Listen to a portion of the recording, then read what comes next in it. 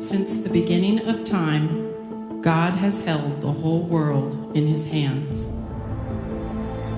In fact, his hands have created the whole world and everything that lives in it. His hands formed the twinkling stars and the waves of the sea. With his hands, God created the very first tree and many beautiful kinds of flowers in all shapes and sizes.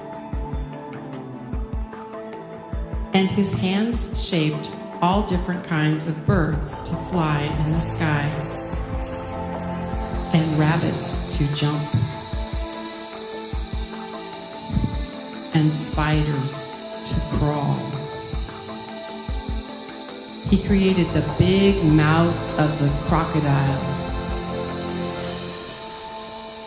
and the leaping frogs and the beautiful feathers of the peacock. But the best thing God created was people. Men and women, boys and girls.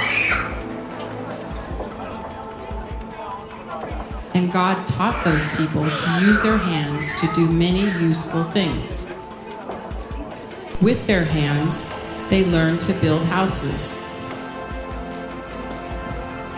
And they lived inside the houses they built with their hands. And other people learned to use their hands to play musical instruments. The music made everyone smile. People did all kinds of work with their hands. And the children used their hands to play games. And everyone laughed. The people learned to shake hands and to wave at each other. They learned to clap their hands. The hands of God showed some of the people how to create things of beauty with their hands. But then something happened to the hands of the people. They began to do things that God never intended them to do. The hands began to hurt one another. People began to use their hands to destroy instead of create. The hands even learned to kill.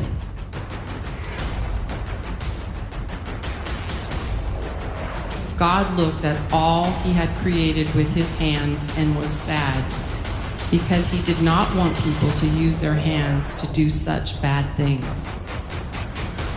God wanted to touch the hands of the people, but they were too busy doing bad things.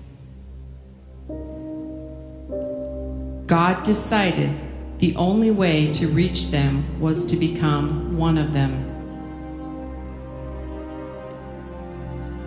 God became a person with real flesh and blood, with hands just like the people he had created.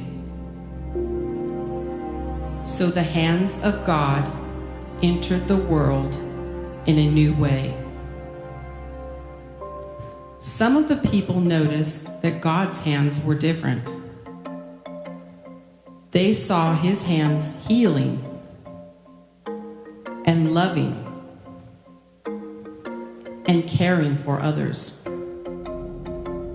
God loved them so much, he took their feet in his hands and he washed them so that their eyes could see his heart. But most people ignored the hands of God. Some even got irritated at his hands, trying to change their ways.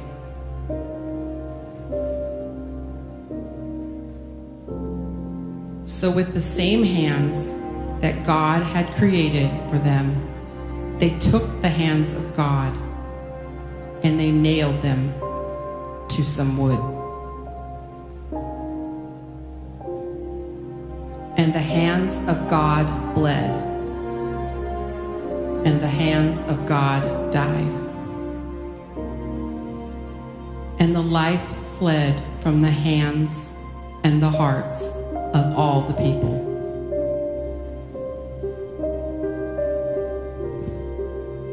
But the hands that God created could not destroy the hands of God. A new day came. The sun rose, and the hands of God that hung on the cross came back to life. And with his hands, God began to touch the people. He began to create new life in them. He taught the people how they could use their hands to heal and to love and to care for one another. God also showed them how to use their hands to pray, to worship, and to serve. And now, God wants us to use our hands to take others by the hands, to point them and to lead them to the loving hands of God. And we can be glad because his hands are always holding us and lifting us up. He has the whole world in his hands.